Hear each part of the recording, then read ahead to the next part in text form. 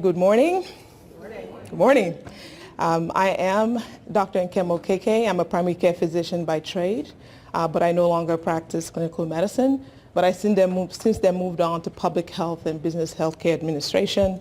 In the past decade, I've been supporting payers and providers in better understanding how to engage and collaborate better to improve population health. Most importantly, I was a faculty lead for CPC Plus, which is the national version of MDPCP. So I've been supporting Dr. Haft and his team from the very beginning.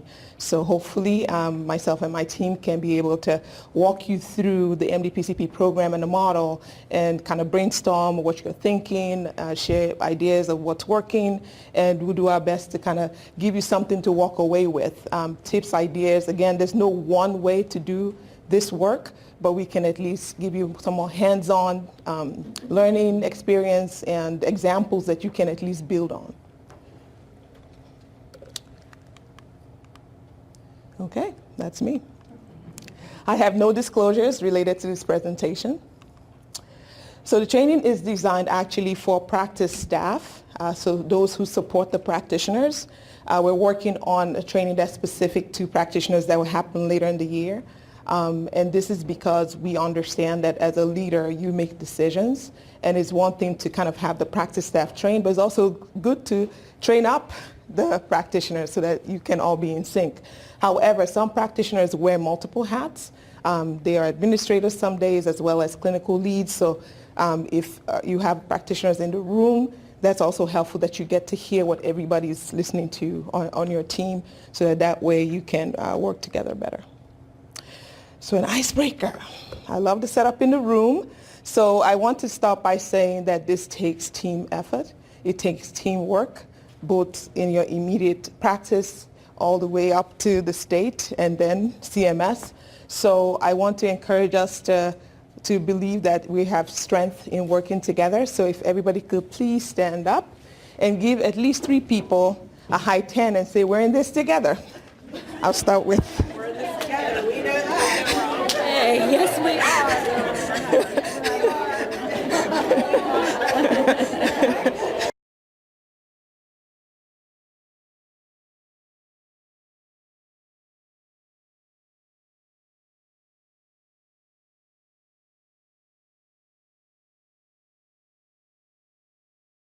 Great. So when you're having a bad day, when you're asked to send the patient roster and it's giving you a hard time, and all the different challenges that you will go through, remember, we're in this together. Call a friend, go for coffee, happy hour, on the hour. Okay, awesome. So please take a moment to answer the pre-survey question and rate your knowledge on your understanding of the Maryland Primary Care Program framework. I'm sure we're almost 10 months into it, so a lot of us, I guess, are pretty high, but who knows? You may walk away with a thing or two at the end of the session. Okay, so we'll start this session by playing you this short video clip. I just want you to understand the importance of knowing why we're doing this. So I think this video clip would kind of say it all.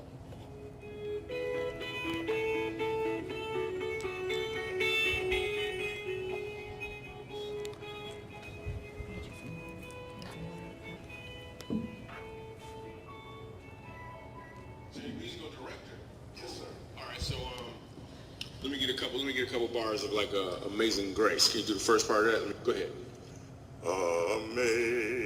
Amazing grace, how sweet the sound that saved a wretch like me. Wow. That where I could sing. You know what I'm saying? All right. Now, once you give me the version, is if your uncle just got out of jail, you got shot in the back when you was a kid. I'm just saying, let me see the hood version real quick, if you know which version I'm talking about. Just see if that exists. Let me see what you got.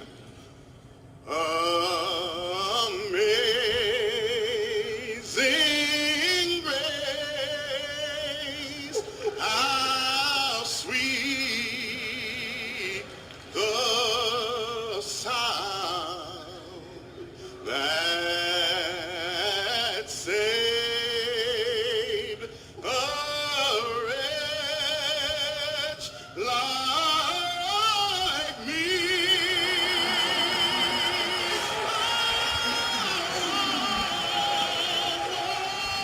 So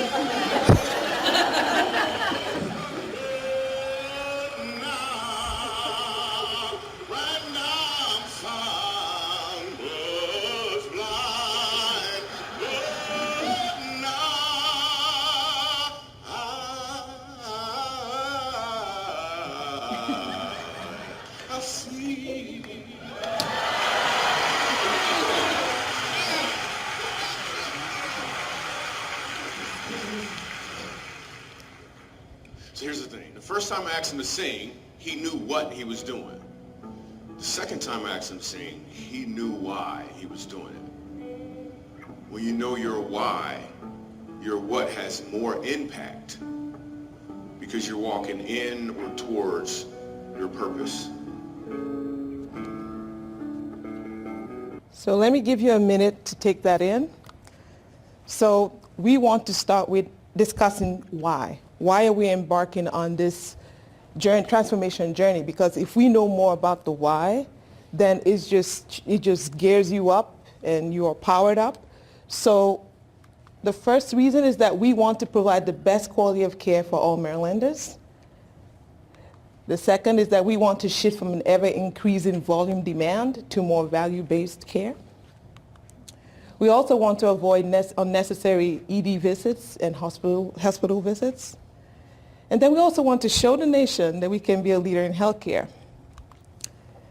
And to bring back the vision of what primary care used to be, we will share this iconic picture. And this is a picture that was painted by Norman Rockwell back in the 1940s. And this is his doctor, Dr. Russell. And back in the day, the doctor meant more than just the physician. He kind of knew the family. He talked about what social concerns you had. And he spent time with you. So we know that times have changed. But right now, we're trying to go back to what primary care used to be. So hopefully, as we embark on our primary care transformation journey, we can at least have an idea of what the vision is as we move forward. So why primary care in particular? One, we have international experience that this is a good idea. We know that we also have experience here in the United States, and we also have stakeholder input about the total cost of care model when it was in development. And primary care is the single largest provider category and has the lowest healthcare spend and low-cost venue for care, and is the best place to invest in if you want to avoid unnecessary hospitalizations and ED visits, and also to offset the burnout of PCPs. Now, I'm not just saying this. In the next couple of slides, we'll go into the facts, what research shows, so you know why it's important for us to invest in primary care. So looking at this slide here, most people have the illusion that America has the best health care. So people come from all over the world to Mayo Clinic, to Cleveland Clinic, to Hopkins. But objectively, the World Health ranks the U.S. number 39. And this is amongst other countries that are economically developed as we are. So you can see Sweden is up there, Norway, Iceland, Japan, and we are right here at 39. Now, you would expect, okay, well, that's one picture, one side of the conversation, but we look at the spending. How rich is the country compared to how much they spend in healthcare for each person? So if you look here, you can see that United States is among the top 5 richest countries in the world. And look at our health spend. So we are right up here, even though we're the 3rd or 4th richest country in the world. We spend up to $10,000 per person per year in healthcare, compared to Luxembourg, Switzerland, Ireland, Norway, who are just about as rich as we are. So this is something to consider, that we spend all this money, and the question is, what are we getting for the money we're spending? Now, the U.S. life expectancy is an indicator to know generally how healthy the country is. And you can see the light blue bar here is the average, again, amongst economically developed countries at 82 years. And the United States is right there in the bottom, 78. And this has been declining over the years. If you look again at another indicator, disease burden, It's also called the dailies, which is disability adjusted life years. And what it actually tries to present is how much you would have been able to improve your living if not for having a disability. So you want that number to be small. And as you can see here, the average is 18,000 days, but the US is right up there at 23,000. So again, we're spending all this money, but we just saw now that we're spending more, but we are not, our disease burden is higher compared to other countries. And then if we look at the ratio of primary care to specialists, this gives us a clue as to why this may be so. If you see the United States here, 12% of our physicians are primary care, and 88% are specialists. This is so different from countries like Canada and France, where it's almost about a 50-50. So it's a clue. Maybe we're not making the right investments in the right places. Now, we've talked about the international perspective. Now, looking in the US, Rhode Island did some pilots, and this was published in Health Affairs early this year. And they chose to spend more, invest more in primary care. And as you can see, they saw a reduction in cost, total cost of care over time, and also in healthcare outcomes. So again, another clue. Another publication early this year was done in the Journal of the American Medical Association. And this is an experimental model, but if you look in this red box, what it's trying to say is, if we increase the number of primary care providers by 10 for every 100,000 individuals, we will increase the life expectancy by about 50 days. So knowing that our life expectancy is declining, and we have an idea of how this could actually improve by investing in primary care, again, gives us another clue what we should be doing. So because of all of this, the leaders came together, both state and federal, and said the state of Maryland can do something differently. So the total cost of care model agreement was signed July 9th, 2018. And this was with Governor Larry Hogan, the head of the Senate and the House, and federal dignitaries. And the whole idea was, how can we improve our investments in healthcare, particularly primary care, to improve healthcare outcomes?